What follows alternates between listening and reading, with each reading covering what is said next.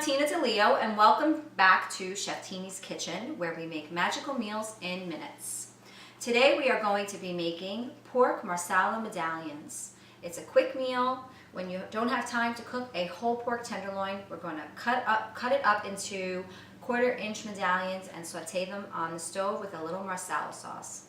Okay, so I'd like to make this pork dish when I have a tenderloin and I'm short on time and I haven't really prepared anything for dinner. So what I'll do is I will take the tenderloin. I've purchased this at my local market. It's already cleaned. And I cut it into 1/4-inch, that's a little bit more than a 1/4-inch. I cut it into 1/4-inch little steaks, I guess you would call them, and flatten them in my hand and get them ready to saute in the pan. You want to make sure that you use pork tenderloins, not a pork loin. They're two different cuts of meat. Pork tenderloin is the perfect cut of meat when you want to cook something quickly, whether you cook it whole or in pieces like this. If you use a pork loin, that tends to be more of a roast. It's a little bit tougher and it needs to cook for longer periods of time. So just make sure when you do make this dish, you buy a pork tenderloin, not a pork loin. Okay, so as I said, I'm going to first cut my tenderloin. There's a little bit of fat left on there, so I'm just going to trim that off on you. Okay. I purchased this one. It was already trimmed for me. You can buy them at a discount in a bulk store where you have to do a little bit more of the work to clean it up. I prefer to spend a few extra dollars when I can just to have all of the prep work done for me. And I'm just, as I said, going to continue to cut this through. And these are going to cook even faster than chicken probably.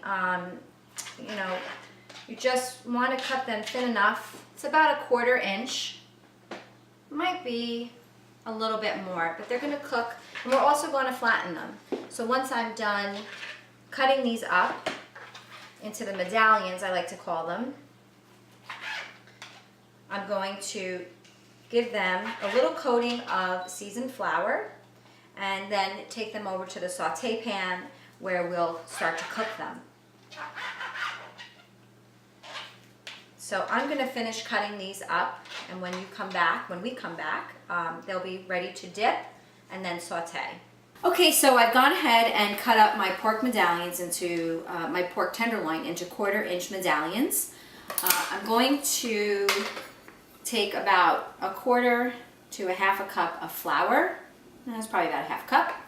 I'm going to season it with a little bit of S&P, salt and pepper. Getting a little fancy now.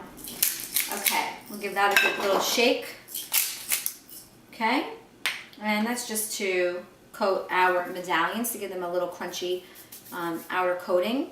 And then I'm also just going to hit them with a little bit of seasoned salt.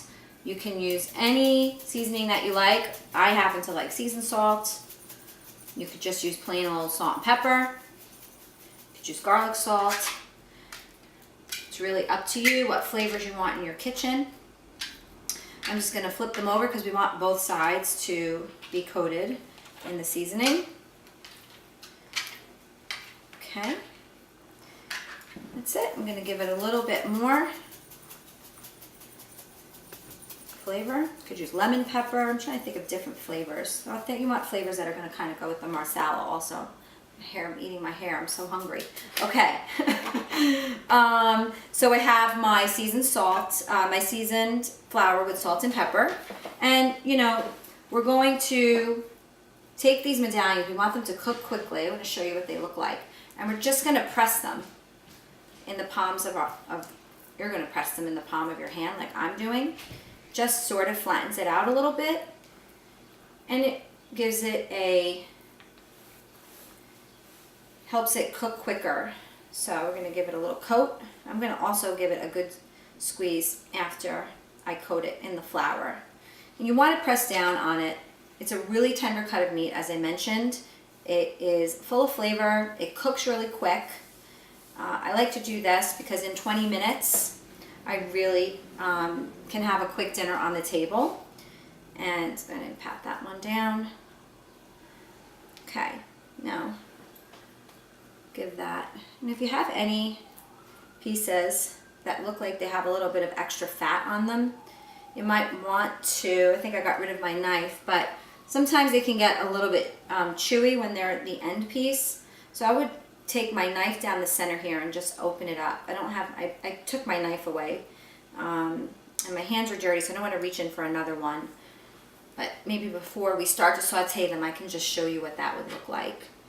You could also put these inside of a Ziploc bag, and you could use a meat mallet or the back of a pan to flatten them out. But you do want to just give them a little bit of a press, just so that they saute quickly and cook through. Okay, like this one has a little extra fat. I don't want that in my meal. You may like that extra flavor, but it's not something that I want to eat or my family. Okay. All right, I'm going to finish dipping these in the flour, and I'm going to take my shell on the road over to the stove, and I will see you once I get there. Okay, so we are here at the stove, and I'm going to melt 2 to about 3 tablespoons of butter in a skillet. And I'm just going to let that melt down a little bit. And as that melts, I'll tell you a little bit about what we're going to do. So I'm probably going to have to sear these in batches because this pan is a little bit small. So I'm going to cook half the pork tenderloin, half the pork medallions in the butter. If you don't want to cook with butter, you can use olive oil. I just like the flavor of the butter with the marsala. Once all the medallions have cooked, I'm going to add a little bit of chicken stock and, of course, some marsala wine. And I'm going to use rosemary. If you don't have rosemary, you could use thyme as well. You could also use oregano or parsley. I just try to stick with the traditional marsala flavors. Okay, my butter is just about melted. It looks like a lot of butter here, so I'm actually going to just take a little bit out, put it back inside and I'm just going to turn my heat down to about medium heat. And I'm going to put my medallions in here and let them, I'm going to turn that up a little bit more actually, and let those saute.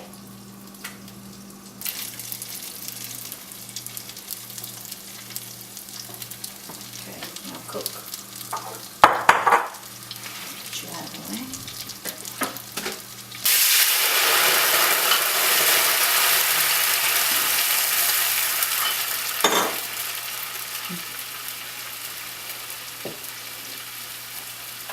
Okay, so the marsala wine went in, the rosemary, and I just let that come to a quick simmer.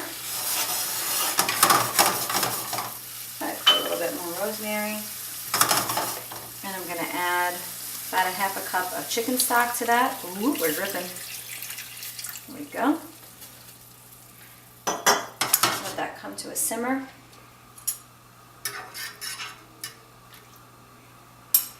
Probably use a touch more marsala. There we go. Okay. As soon as that comes to a simmer, I'm going to add the pork medallions back into the sauce. I'm actually going to do this in 2 batches, so I'm going to do that again.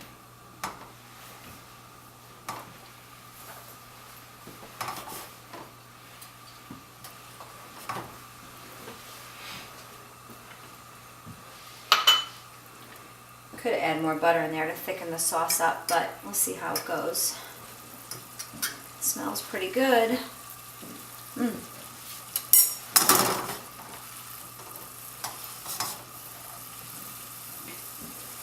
There we go.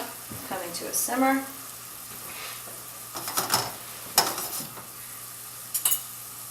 just going to put these back in.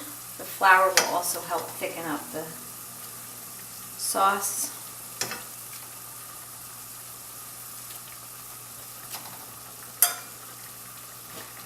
There we go.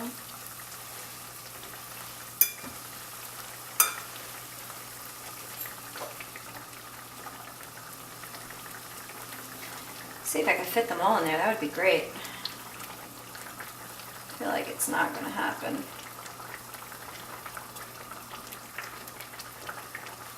It's bubbling away here. Okay. Oh, just shy. All right, that's okay. Okay, so our pork medallions are done. They simmered in the marsala sauce. I'm just going to plate them up here on a serving dish. And I added some rosemary while it was simmering for some extra flavor.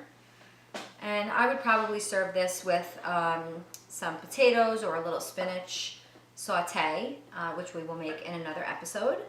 And I guess I will actually get myself a clean fork. I was trying to time to see how long it took me to make this, but I don't think it took me more than 20 minutes. I'm going to give it a little taste here. Bathing in the marsala sauce. It's delicious.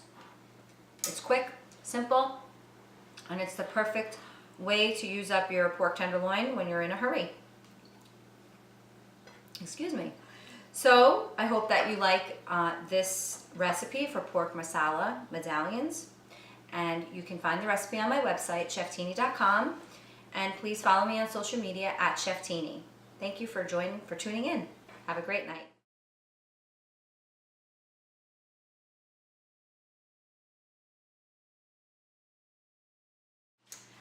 Hi everyone, welcome back to Cheftini's Kitchen. I'm Tina DeLeo, and we are going to be making a side dish of spinach. It's going to be a spinach saute with some cherry tomatoes, a little lemon zest, and of course my favorite Parmesan cheese. I am definitely guilty of not sharing enough side dishes, so I'm really excited to make this spinach dish. I love spinach. It's really great for you. It's got cancer fighting qualities. It has cardiovascular qualities. It's high in protein. So if you're a vegetarian, it's a perfect option for you. I cook this in a little bit of olive oil and then a little bit of shallots and garlic. And as I said, I'm going to add some cherry tomatoes. And if you don't like the Parmesan cheese, you could leave that out.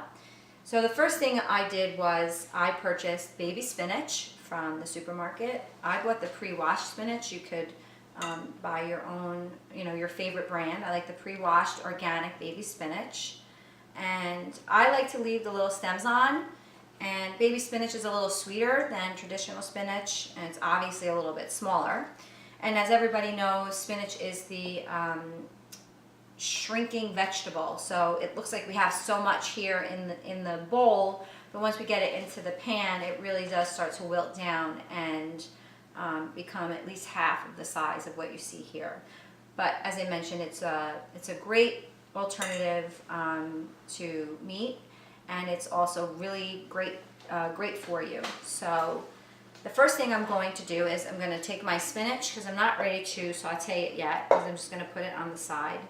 And I'm just going to take my shallot. I've started to cut it up a little bit, and I had a large shallot. I usually would use a small shallot, so I just cut the large shallot in half, sliced it once across the center, came down this way so that it makes sort of, when I cut into it, it'll dice it. So, fingertips are always in.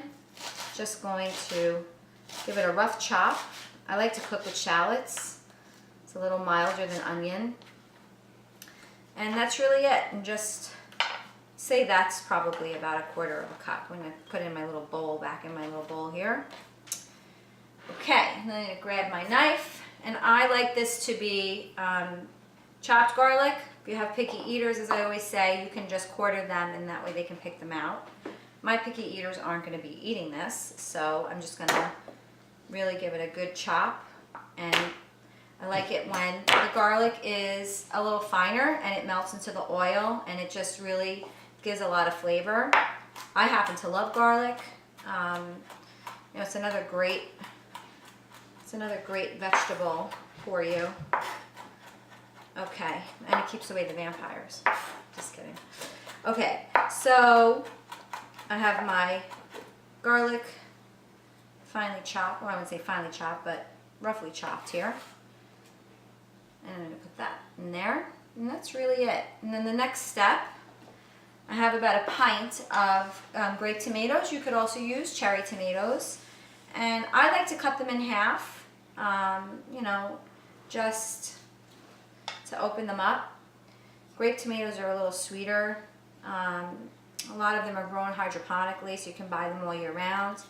Again, I like to buy, personally, I like to buy more organic fruits and vegetables whenever possible, especially vegetables and fruits that have a thinner skin. You should really try to, if you can, go organic because they have a thinner skin, and any kind of pesticides in a non-organic produce will really penetrate, and just rinsing it isn't even going to help.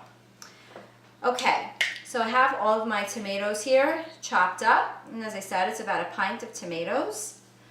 And I'm going to take all of this over to the stove, and we're going to start with some olive oil and our shallots and our garlic, and I will see you on the flip side.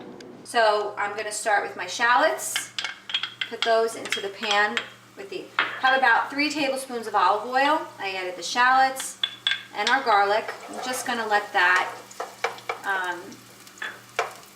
become slightly translucent,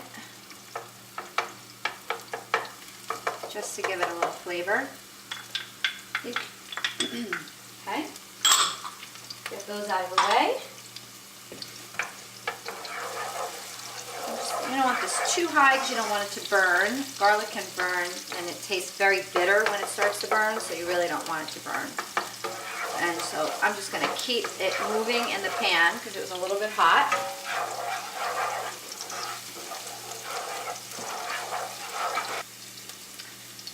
Okay, this looks just about ready.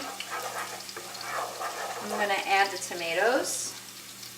Found a couple here that I didn't cut up, which is fine. Okay, let's pop those in there, put those in there.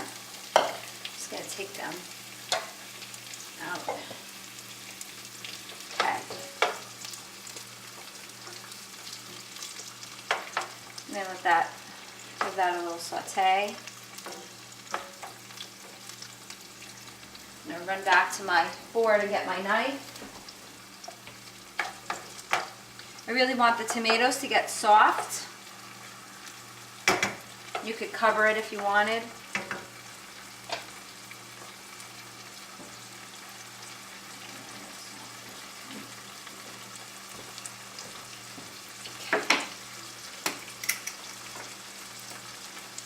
Once that cooks down a little more, I'm going to add just a little bit of salt and pepper. And I like to keep the pan moving so nothing burns. I'm going to add a little bit of salt and some cracked black pepper.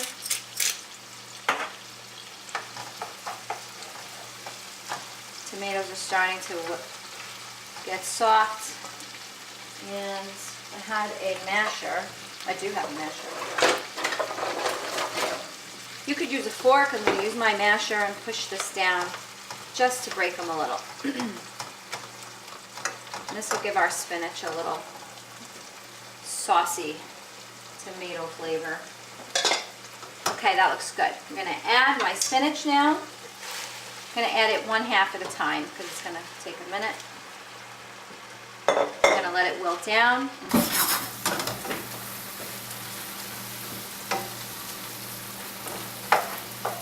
I'm going to just put them inside of a serving bowl here. Mix it up. Cheese. And give it a good mix. And that's it.